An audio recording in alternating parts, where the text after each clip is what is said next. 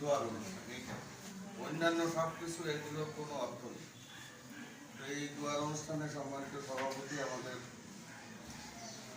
বিদ্যালয়ের সিনিয়র শিক্ষক এবং একজন পরিশ্রমী শিক্ষক, আমাদের সকলের শ্রদ্ধাভাজন জনাব খন্দকার ইউনুস আলী সাহেব, আজকের এই দোয়া পরিচালনার আমাদের মুরব্বী, আমাদের অনেক অনেক সম্মানের এবং ভালোবাসার একজন মানুষ, বিদ্যালয়ের মোস্ট সিনিয়র শিক্ষক জনাব হাফেজ মাওলানা হিদায়াতুল্লাহ সাহেব সহ আমার সকল সহকর্মী, বিশেষ করে আমার যাদের সাথে আমার আত্মিক সম্পর্ক, আমার হৃদয়ের সম্পর্ক, আমার শিক্ষার্থী সকলকে নিয়েই আজকের এই অনুষ্ঠানে প্রথমে মালিকের দরবারে শুকরিয়া আদায় করছি, আলহামদুলিল্লাহ, এবং সকলকে আমি শুভেচ্ছা জ্ঞাপন করছি।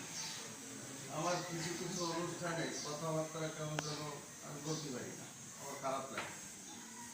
আসলে পৃথিবীটা হচ্ছে একটা মায়ার স্থান, এখানে আমরা পরস্পরের সাথে মায়ায় জড়ায় করি, বিষয়টা তাই না? এই যে 5টি বছর তোমরা এখন লেখাপড়া করছো, আজকে তোমরা এমন একটা জায়গায় এসে পৌঁছে গেছো, পরীক্ষা দিতে যার দোয়া নিয়ে যাচ্ছ মানে পাস করে গেলে ওই পর্যন্ত, আর দেখা হবে কবে সেদিন স্যার আসসালামু আলাইকুম ভালো আছে নেই, তার বেশি কিছু, তাই না? তো যাই হোক, আমি একটু ভিন্ন আঙ্গিকে কথা বলবো, স্যারদের সাথে তোমাদের অনেক দিক নির্দেশনা কথাবার্তা হবে।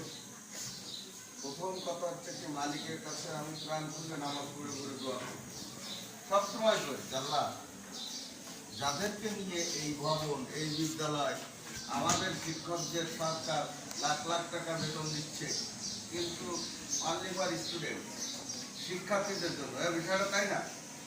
এই মেয়েরা এই পিছনে কথা বলে একটি বরযাত্রী অনুষ্ঠানে দেখা যাচ্ছে কি 100 জন বরযাত্রী যাচ্ছে, কতজন? কিন্তু ওই বরযাত্রীর বরকে যদি বাড়ি রেখে দেয়, তুই ঘরে যাস, তোর শ্বশুর বাড়ি তো তুই বহু যাত্রী বাড়ি, তুই আজকে যাস কি ওই 100 জনকে তুই ওরা যত্ন করবে, খেতে দেবে? এ দেবে নাকি? দেবে। আমরা শিক্ষকরা যতই সম্মানিত করি, যতই যাই কিছু করি না কেন, এই বিদ্যালয়ের সব থেকে মূল্যবান কন্টেন্ট, মূল্যবান ইকুইপমেন্ট হচ্ছে এই আমাদের শিক্ষার্থীরা। তো যাই হোক, আমি কথা বাড়াবো না। প্রথম কথা হচ্ছে কি, আমরা যখন স্কুলে পড়তাম, প্রায় একটা বাংলা সেকেন্ড পেপারে একটা রচনা আসতো, বিশেষ করে 7, 8 এই সমস্ত ক্লাস, তাতে লেখা ছিল পরীক্ষার পূর্ব রাত্রি।